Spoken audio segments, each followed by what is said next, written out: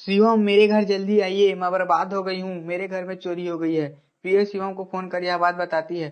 Detective Shivam प्रिया के घर तुरंत पहुंच जाता है।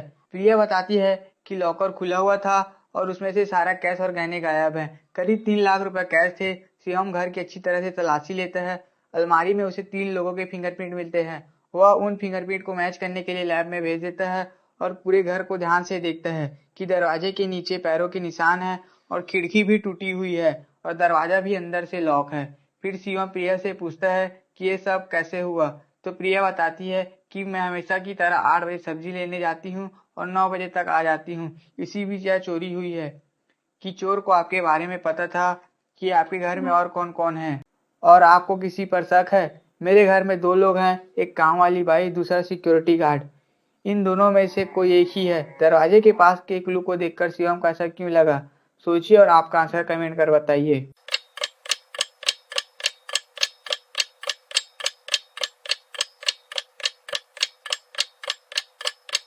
कांच के टुकड़े फुट स्टेप के ऊपर हैं। पहले कोई अंदर आया बिना कांच तोड़े और जाते समय कांच तोड़कर चला गया, ताकि सभी को लगे कि चोर कांच तोड़कर अंदर आया है। किसी ने उसकी हेल्प की है।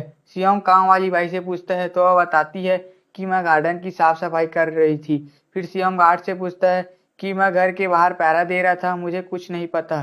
तभी लैब से फिंगरप्रिंट की रिपोर्ट आ जाते हैं। अलमारी में 3 लोगों के फिंगरप्रिंट होते हैं, एक रिया, सिक्योरिटी गार्ड और किसी एक के और है।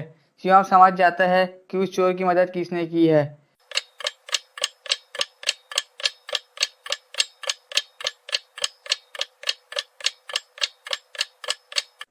शिवम समझ जाता है कि उस चोर की मदद सिक्योरिटी गार्ड ने की है।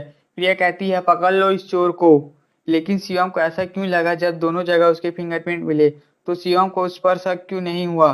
सोचिए और आपका आंसर कमेंट कर बताइए।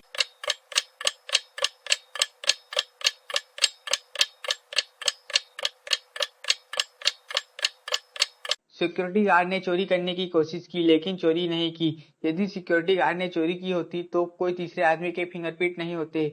हाँ, जब मैं चोरी करने के लिए रूम में गया था तो अलमारी खुली हुई थी। जब मैं अलमारी को देखा तो अलमारी में कुछ नहीं था।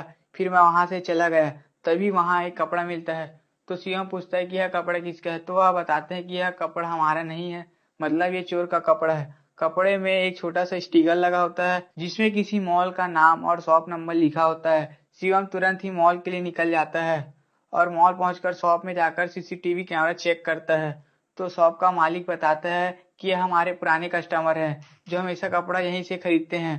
वह शॉप के मालिक से उनका पता लेता है और तुरंत ही उसके घर पहुंच जाता है और उसे पकड़ लेता है। डिटेक्टिव शिवम कहता है कि चोरी का सारा सामान बाहर निकालो। सर, मेरे पास कुछ नहीं है, मैंने चोरी नहीं की है। कि मैं चोरी करने गया था, करीब 8:30 को अंदर घुसा जब काम वाली बाई गार्डन की साफ सफाई कर रही थी। जब मैं अलमारी खोलकर देखा तो सारे पैसे गायब थे। फिर मैं वहां से वापस चला गया। प्लान यह था कि मुझे चोरी करना था और आते वक्त खिड़की तोड़ना था, जिससे किसी को शक न हो।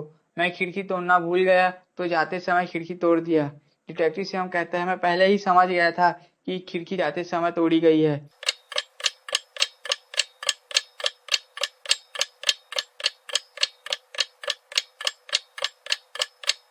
कि खिड़की दरवाजे से बहुत दूर है, क्योंकि खिड़की से दरवाजा नहीं खोला जा सकता और कोई जाते वक्त दरवाजा अंदर से बंद क्यों करेगा। लेकिन सवाल यह था कि कौन था चोरी में राकेश के साथ, जो राकेश की मदद कर रहा था।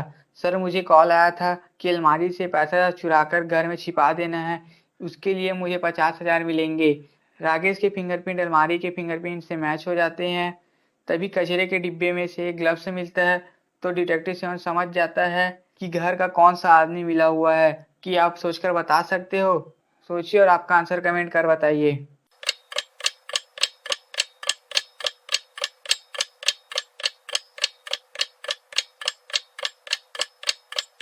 जब रिया अलमारी खोलकर सब्जी लेने चली गई, तभी गार्ड ने बिना ग्लव्स से अलमारी का दरवाजा खोला ताकि किसी को शक न हो। फिर ग्लव्स पहनकर चोरी की और वहां से चला गया। कुछ समय बाद राकेश वहां चोरी करने आया। तब तक अलमारी के पैसे चोरी हो चुके थे, तो वह वापस चला गया। तो इस तरह पूरी चोरी हुई है। गार्ड का प्लान फेल हो गया और डिटेक्टिव सीएम सिक्योरिटी गार्ड को पकड़ लेता है। Case is solve. इस बात पर एक लाइक और सब्सक्राइब कीजिए।